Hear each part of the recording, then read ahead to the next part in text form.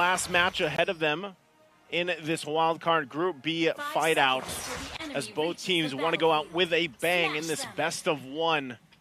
See who gets the upper hand. IHC, with the lineup that they have, they could really kind of scale up really quickly.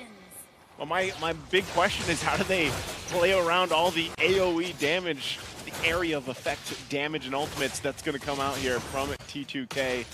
Already looking at the emblems as well. You've got a Warcry emblem on Bob, man. Like he's looking for it. Masarap too. And Yahiko. Three Warcries. 3 Warcries. Ooh. Yeah, that's probably the sound they're making, Trex.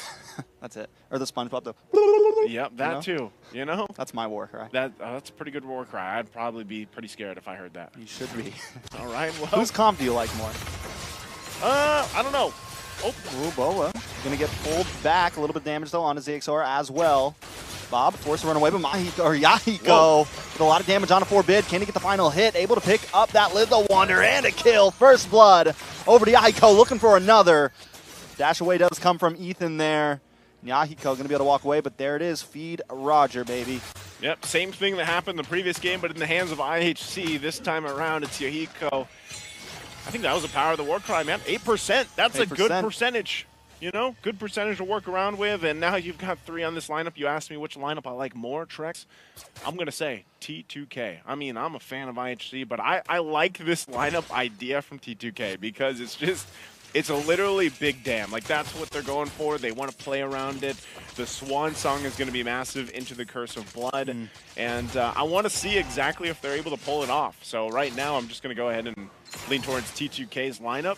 For IHC, this is also very signature of them. They can actually play this really well. We've seen how dynamic they can be in the past. You know, the previous game was different. But for this lineup, I think IHC really has to play around the fact that they want to fight these objectives because they locked in the Fredrin. It's weird that the Fredrin was picked up last pick, by the way. You know, we typically see him in that first pick for the longest time. Now that's not going to happen. Apex, though. The damage on Apex down on the boss side. Aizen able to pull off, but taking a lot of damage. Yahiko able to find the kill after being shredded by Bobe. Now Yahiko going to move on to this turtle here. Ethan getting a couple shots onto Apex there. Forbid looking for an angle as well. Zexora up against Masarap. Zexora taking a lot of damage. Down comes the Appraisal's Wrath. Masarap about to go down, looking tasty, but he's still able to make it with that passive. Finally falls to Ethan there. Masarap takes the death. Turtle goes over to Ihc Esports. Oh, man. That great team fight there. But, man, that reminds me of the first time I said Masarap, too, you know? It's it's great to see. But for IHC, man, they kind of held it together as long as they could. Ethan getting that kill is going to help them a little bit in terms of the scaling on the Matilda. He's going to be a crucial point. That's why you see them being pretty aggressive here, even on the resources. But I'm not sure if they can really do too much against T2K. Apex holding the line up the front there. Top side. Apex versus Witch. They get it out. Witch, right? Witch. Yeah. Which is which? Which is which? Which is which? It's which. Yahiko, though. Gonna get a face full of taunt here. Apex there as well. A lot of damage on Yahiko. Down to about 20%. Zexora unable to get the Appraisal's Wrath down. Whoa. Zexora finally drops it, but he gets outplayed. Yahiko able to get the Lycan pounce and dodge it. Both teams disengage. That was, I mean, the amount of burst damage that did come through was pretty impressive, but it wasn't enough to take down anybody. And again, this is a part of the strength of also Fredrin. You know, he doesn't even have too many defensive items just yet. Still could also pick up some magic resistance for himself, but overall able to kind of tank a lot of this, and that's the power of this Charizla as well. Body Smith, Apex should be fine. And I think that's part of the hard part for IHC. Whoa! Ooh, a lot of damage from Bebex. A 1v1. Woo! Bebex able to secure the kill. Taking down Witch there. It's 2-2 right now. About an 800 gold lead for IHC. Still a game. Man, they've been going 1v1 for a while now. I feel like every time we get a glimpse up there towards that gold lane, they're just duking it out using the ultimates they have this time around. Like you mentioned, you know, Witch gets it. And it's like the Blazing Duet just is not there just yet. That's why Bebex able to get that kill, win the 1v1. But how long does that last? You know, if you're Claude, you obviously need more time. Ethan? Okay, Circling Eagle. Whoa. Ooh, big penalty zone onto Bob. Onto Bob and Yahiko. Out comes Swan Song though, and Yahiko shreds down Ethan. Bob goes down. Forbid able to pick up the kill, but Aizen will be the next to fall. Forbid now on the run, and he's going down as well. A triple for Yahiko. Ihc by himself in between 4 members, but he's ready to go. The appraisal wrap comes down, but it locks on a turtle. Wow. Ihc still able to find that objective. Finally falls. Maserap taking the kill. 2 down, a turtle for IHC. Was it worth the trade? Yeah, and there's, again, here in the gold lane, they're still going. They just keep going blow for blow, punch for punch. Hey, that's what they got to do. But, man, talk about that last team fight. Did you see what I was talking about with the Curse of Blood? The way that is used, that's the way that's dropped down on multiple members, and then you just swan song follow up. You saw how fast the Nether Realm got taken away, you know? And some of the first items aren't even locked in, man. You know, the War Axe is there for Yahiko, but, you know, that's about it for now. And there's the Corrosive Ice now locked in for Vich. So they have that. And, you know, when you're playing around this for IHC, they kind of have to be cautious of that set of potential, especially when it gets towards these objective fights. Glowing Wand also picked up, now available for T2K, which is going to help them with some of that, you know, sustainability, because that Necklace of Durance now is in that Glowing Wand. Plays here. Oh, nice taunt onto Apex. Will get stunned up, though. A lot of damage on Ihc. Swan Song does come out. Forbid taking a face full of that one. Look at that Bex. Look at the runaway. Drops him on sports. Look for the outplay. Finds Witch. The Lycan Pounce does come down to Yahiko. Able to get the kill. The triple make it. Ooh. Looking for the Maniac. One more shot in there. It is Yahiko 9-0-1. This is more of a snowball than IHC for their Roger in the previous game. And again, it's going back to the point, guys, where we're saying Roger is the new him. You know? He is picked up so many times because of this potential to snowball. And we're talking about even when you saw the Sky Piercer picked up, so he's got the Sky Piercer now. Yahiko's completely online, 9-0, and that Warcry emblem was really part of the component to get him to snowball this early on and pump out that kind of damage. So IHC, you know, you think when you see their lineup, they have the tools to deal with this Roger, but right now it's more so of just kind of being a little hesitant to fight against this AoE composition. So now in the mid lane, they're going to be taking their time. Turtle's going to be up here. T2K, though, they are going to go ahead and just take their time as well. IHC has done a pretty good job at securing themselves the objectives, but that's why, you know, this gold lead hasn't snowballed too far at hand. Black Dragon does come out, maybe just trying to zone right now. Ihc look for the angle in. Comes Maserap, penalty zone does land on Yahiko and Witch. Out comes the Swan Song, and they're all caught in the middle of it. Yahiko with the double once again. Yahiko looking for more, making the triple. Can he get another Maniac in this game? He's going for it. He's hungry. Finds the Maniac. There it is, baby. Yahiko turning up in the wild card. He might not make it to the main stage, but he's showing he's him. He's going out with a bang. And Trex, that was a great sound effect. No, that was Leo, actually. That was Leo. I'm sorry, Leo. That was Leo. Shout out to great Leo. Sound effect. Great sound effect for that Roger. That's 2 Maniacs at this point. Ooh. Oh, Swan Song. All right, good to be used. Ethan's going to be fine, but man, talk about IHC. What are they going to do here? You see these team fights breaking out against just the Turtles. You don't want to see what's going to happen once those Lords are up here. You know, taking a look at this. This is the replay that we see, and just look at that. The burst potential, the damage. He even gets the Turtle, and then he goes for the Maniac.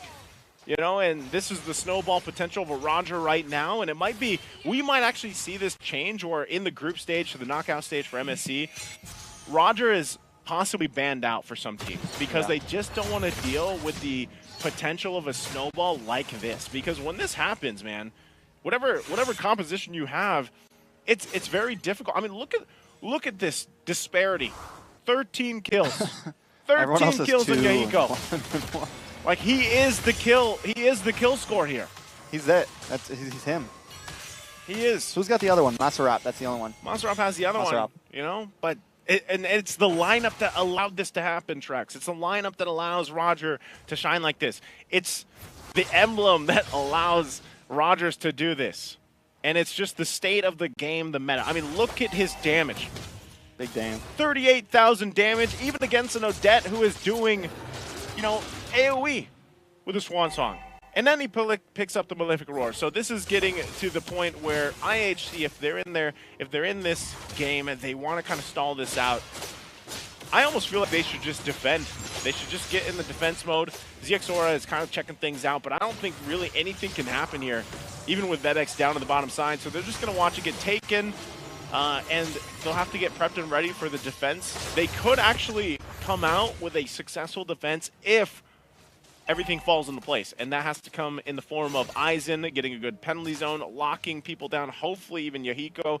But that's the thing, every time they choose to fight around the penalty zone, which is their main setup, or the circling eagle, it's like Apex is like, all right, perfect timing, Curse of Blood, let's fight. Oh, here we go. Force does come down, the chase. The Black Dragon's all right, he goes off the map, and now he's looking for the re-engage, gets a little knockoff onto Ethan there. Good distraction. Back in the base, though, T2K just poking away right now. Lord going to be coming soon. Okay. I see. Look at this. Masarap keeping Ethan from going back. But he's eventually just going to be able to walk back to this. Conceal going to be used. Are they going to punch this one in, push this into the base? Nice stun onto ZXora. Zamon's Force does drop from Bebex, trying to lock onto Apex. If he can get that kill, that is huge. It's going to help out with the defense here. Witch able to take the tower, though. In comes the Swan Song. Bob able to do some damage, followed up by the Blazing Duet. Yahiko still playing the field here, just poking away, and IHC able to defend. Okay, IHC able to defend. Again, this is only that first Lord, and T2K is going to be happy with just getting that one base turret. And looking at the items here, you can already see that crown available as well. For Mob has that. You can actually just punch in, especially when the flicker is available. And still, this, I'm wondering if he's going BOD for the last item for Yahiko. You know, he's nearly item locked at this point. Even defensively, they have most of the things that they need. It looks like, and with Yahiko's confidence on this Roger not dying just yet, he can actually play quite up front, because even if he initiates and goes up front and just pops out as much damage as he wants to, the rest of the team can actually really cover him with a Blazing Duet, with the Swan Song. Those are usually enough to push back IHC right now. So it's even so, like IHC is, I mean, the fact that they're trying to defend against this in almost a 10,000 gold deficit, you really got to wonder where's the winning point for them. Oh, comes out, ZXora in trouble. Lycan Pounce does come in. Yahiko able to pick up the kill. Wait a second, big penalty zone. Witch goes down, Ethan able to find it. This could be chaos. Bob will fall next. Yahiko falls as well, and Masarap is on the run. IHC finds a beautiful response there. Masarap, will he fall? Bebex able to pick it up. He's 6-1-2 now. I was just about to talk about a Bebex. Could be the saving grace. They got to go back to defend. Don't think they're going to be able to win the game with this, but still, it is huge. That's huge, because I was just about to ask before that fight broke out, IHC, what can they do to turn this game around? That's exactly what they can do. Win the team fight, they get a triple now in Bebex. You're going to look at the replay here. This was a forced initiation again, and, you know, great Bebex timing. This is the overlapping I was talking about. Zaman Force with the penalty zone collapsing down and also not allowing Yahiko to move around the way he's been this whole game. It's just unfortunate. You know, you can see the frustration there too, because that was a great setup from IHC, and it might have been enough to bring them back into this game. So, you know, they're still working with a little bit of gold to get here, but those defensive items now coming in. Athena Shield locked in for Aizen. Anytime that penalty zone is available, he is a big component for them doing what they did just previously. So with this, you're going to see T2K take a little bit of a cautious route now for this Lord. Even with the lead they had earlier, they've tasted a mid lane. Apex able to use the flicker to get away. Zamon's Force for a flicker. Flicker's got a little bit of a longer cooldown, so good trade for IHC. Going to be able to also claim position over the pit.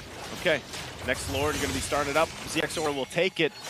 Also, again, look at this Fredrin taking this damage. It's just the second Lord of the game. Can't just hold it there like they used to, so they kind of have to juggle it around. That's what we see a lot of teams doing. They can make a play around this, goes in, swoops in, but it's just going to be reset. They might just want to go for a fight and actually get a numbers advantage. Looks like Apex is going to be the target, but quite tanky as well in this Carmilla. So right now, also for IHC, they've got their 3 Purifies available, so they could also use those to play around this. But right now, given this whole instance, it looks like IHC and T2K don't want to commit to the Lord. They're going to just kind of feel this area out. You know, wait a second. Conceal play. Apex trying to find a couple targets. Witch comes in with a blazing duet, able to get some nice damage onto ZX Aura. Yahiko finds the kill. Petrify. Bebex falls next, and that's going to be the damage in the front liner for IHC. T2K trained to kill. Yahiko looking for the engage. Out comes the Nether Realm, but it doesn't stop. Look at the damage. Ethan falls, and IHC is on the downfall. A double kill for Yahiko, looking for the triple, but Witch takes it from his hands. T2K are going to be able to take this game. Forbid knows it. But wait, they still need minions. Forbid on the field. I've seen something similar to this. Can Forbid pull it off? Yahiko look for the angle. All they do is focus base before Forbid push to the wall, and that is it. T2K shows up. T2K will be the team with a massive snowball here. This Roger this time around against IHC as they cap out this best of one for them. And man, was it a snowball.